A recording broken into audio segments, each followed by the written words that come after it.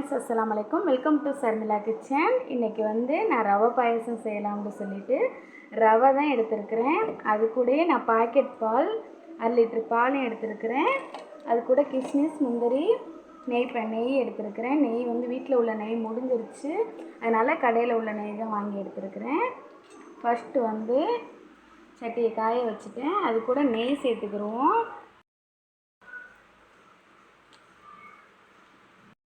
நல்லா காஞ்சி வருது. அது கூட கிஸ்மிஸ் சேர்த்து வறுத்து எடுத்துக்கிட்டேன். அது கூட முந்திரி பருப்பையும் சேர்த்துக்கிறேன்.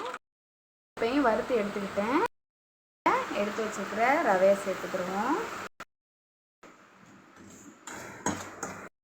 சேர்த்துக்கிட்டு அது கூட 1 டம்ளர் தண்ணி சேர்த்துக்கிறேன்.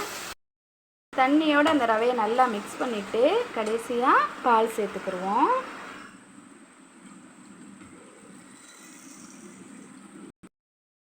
பால் கூட நல்லா ரவை மிக்ஸ் ஆகி வருது. அதோடைய சுகரும் சேர்த்துக்கிடுவோம். அது கூடயே பார்த்தீங்கன்னா நான் மார்னிங் பிரேக்ஃபாஸ்ட்டுக்கு இடியப்பமே அவிக்கிறேன்.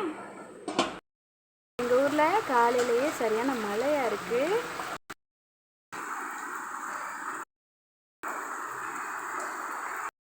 நல்லா கொதிச்சு வருது. அது கூடயே ஃபைனலாக நான் கொஞ்சம் உப்பு சேர்த்துக்கிறேன்.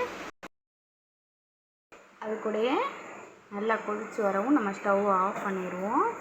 நம்மளுக்கு நல்லா டேஸ்டியான ரவை பாயசம் ரெடி.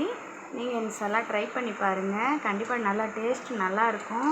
மழை டயத்தில் இப்படிலாம் செஞ்சு சாப்பிடுங்க, குழந்தைகளுக்கு கொடுங்க.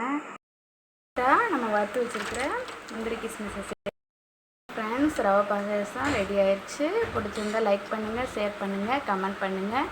மறக்காமல் சப்ஸ்கிரைப் பண்ணிடுங்க. தேங்க்யூ ஃபார் வாட்சிங்.